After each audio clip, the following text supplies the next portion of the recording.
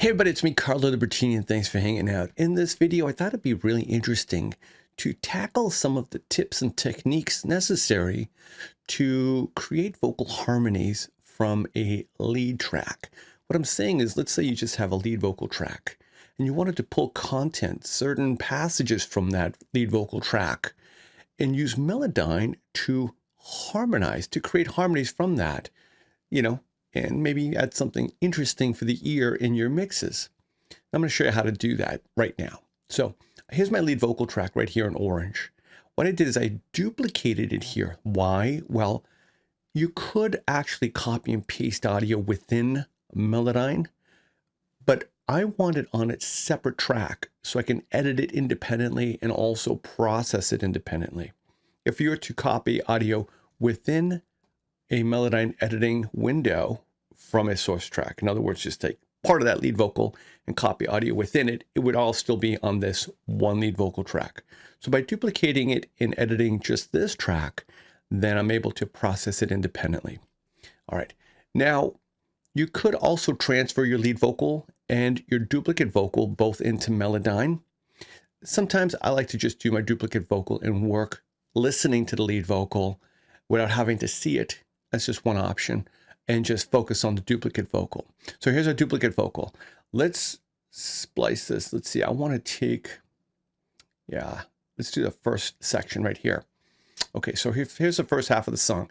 And this is where we're going to start editing and creating vocals from. So I duplicated it, select what I want to transfer into Melodyne, and then in your DAW it might be a little different, but here in Studio One, thanks to Audio Random Access, I just Control M and it pops it right in.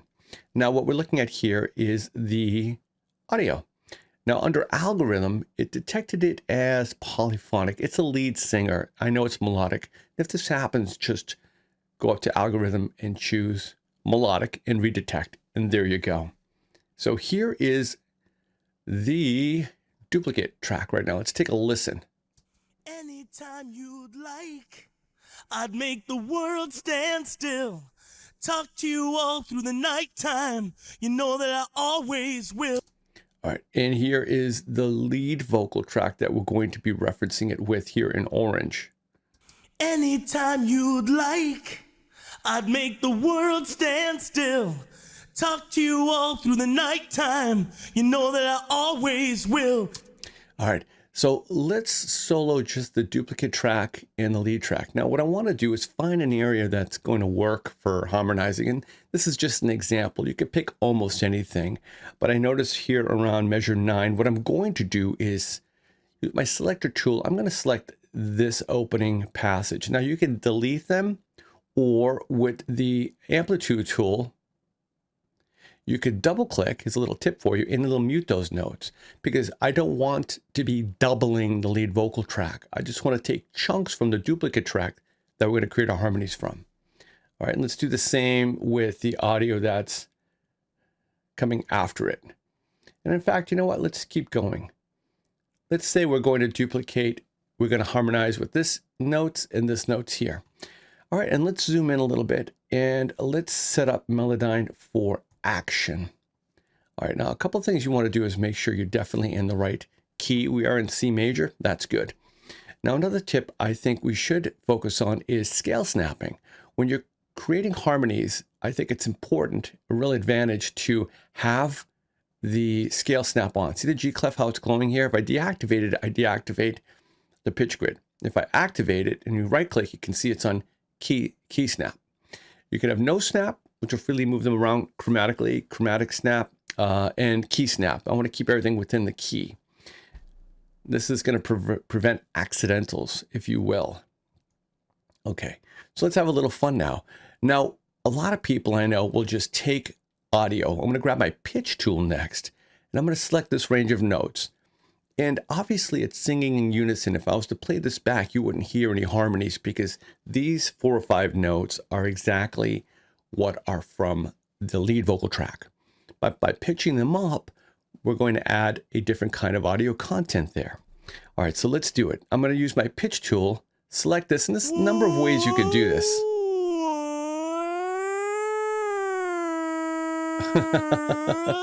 This is what'll happen if your pitch grid is off And if that happens right here in the G clef, activate it on, and with the key snap activated, you can now move these notes freely. Check it out. Not bad, right?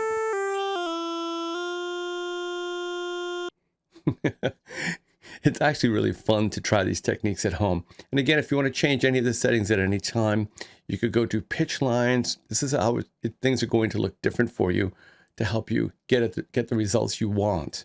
I like to keep it on key, actually. The darker gray notes here are not in the key of C, but the white zone areas are. There's another tip for you, so keep that in mind. Let's start with the first note. I'm going to bring that up to an A. And let's see. Now, I didn't tune these yet, by the way, because it's an exact copy from the original lead track.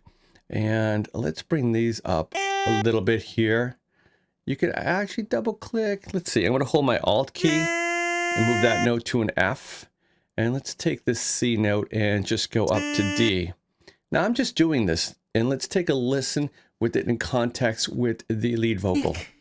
I'd make the world stand still. Not bad. Now remember, we're going to hear this in context with the music too, and that's important. I'd make the world stand still. Let's turn up our music a little bit. Okay. It's important when you're working with audio like this to reference it with your backing tracks. Because yes, what we're doing is stepping into the realm of creativity.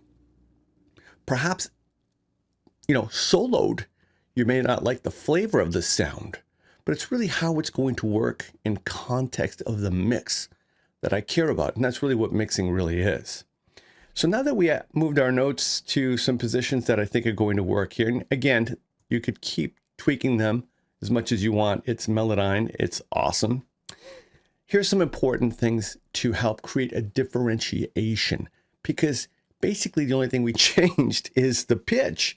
Same amplitude, same modulation, same timing. Well, with the audio selected like this, only this group of audio will be edited now.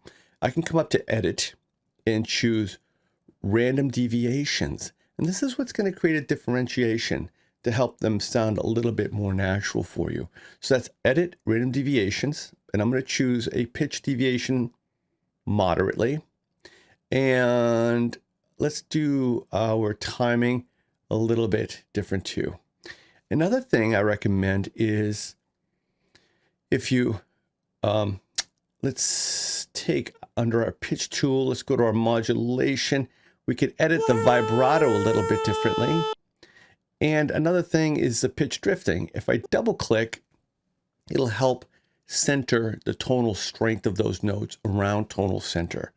Okay, and we did quite a bit here already. Let's take a listen again and see how this first passage is evolving. I'd make the world stand still. Okay, now we're going to mix it down a little bit. Let's go to our vocal dub. I really have that cranked up there. Let's see. I'd make the world stand still. Talk to you all week. I'd make the world stand still. It's blending. It's blending, actually. Let's go back to this. And now following those same steps, we have a following passage here. Let's take a listen to this passage, the lead one. I'd make the world stand still. Talk to you all through the nighttime. You know that I always will.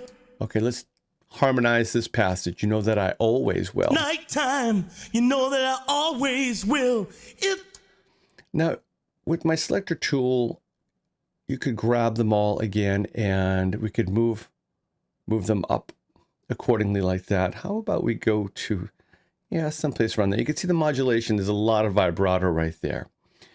And this note here, let's see, it's somewhere between E and F. I'm getting a plus 33 cents sharp. I'm going to hold my Alt key with my pitch tool, and I'm going to bring it down. Not even perfectly, right about there. But again, let your ears be the judge. Let's solo them both. And just because I've done this so much, we can now go through some of those same steps. I'll select the audio, and if you've been following along, edit random deviations. Let's do moderate again. And timing, there. And let's take our vibrato down a little bit, and of course do my little pitch drift check. I'm actually going to go to my amplitude tool and I'm going to lower this note 2.28 decibels. Nighttime, you know that I always will. It's not too bad. Check that out. Nighttime, you know that I always will. That actually came out pretty good. Nighttime, let's see that last note. You know that I always will. Now we could take, let's see, this note could be pitched up a little bit. Turn it up to tonal center there. You know that I always will. You notice, I'm going to do something. Let's see, go to my note separation tool. The second half of that note right there really wants to be pulled up a little bit. This will give it a nice inflection, a little bit of a kick. Nighttime, you know that I always will. I like that. See how it just flowed up like that?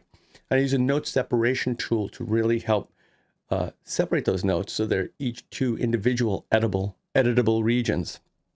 It's actually really shaping up. So adding random deviations, I think, is one of the best advantages that you can try. Plus, don't forget, you have not only a fader controlling this lead duplicate track now that we created from the lead track, but you also have the individual amplitude tool, which is right here in Melodyne, one of your best friends, to help control the dynamics, the amplitude dynamics of individual notes or passages. And don't forget, new under that, we also have the sibilant tool, which is great for de-essing, okay?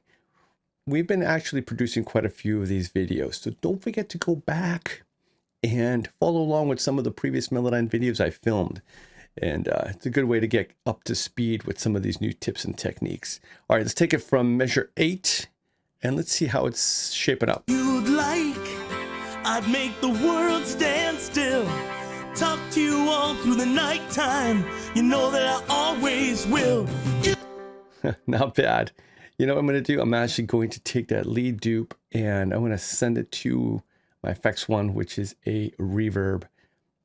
All right. There's no compression on there at all, not yet. I could further process it. That's why I remember when I duplicated this track, rather than creating the audio content within a track using Melodyne on top of itself, I now have the ability to process those dupes that we're creating independently here on this track. You'd like, I'd make the world stand still.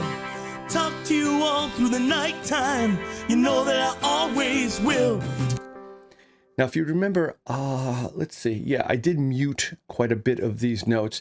You do want to have a little housekeeping here. And there's a lot of different ways to begin creating vocal harmonies. What we're doing is mining this audio out of the lead vocal track and then transforming it to give us a little bit of something interesting for the ears at certain sections. But I muted the audio we didn't want. Another important thing to do is don't forget that there may be more audio that you had analyzed following that. So when you're done, for example, you could probably say, yeah, you know, you could mute or delete all of these extra notes if you just wanted to, harmonize those two passages. And one way to do that would be to you could just select all the notes. And the reason why I like muting them is because they're technically still there. And if you want to go back and work with those notes and further harmonize, then you don't have to worry about them being doubled. Okay? Let me go there. Whoops. There you go. Now we'll mute that. And let me double click on my sliders. And there. Okay, so the audio is still there. It's just muted. We don't want to double the lead vocal in those areas. All right, and so what do we have here? We've got two passages that we created using Melodyne here independently. Remember to have scale snap active if you choose. If it slides around, then here under the pitch grid, you want to make sure it's activated on. You can right click it for more options to help set your preferences of how you want to begin editing, for example, with pitch lines or relative to a keyboard view or the key view. And have fun. I mean, really, sometimes you'd be really surprised what you can get.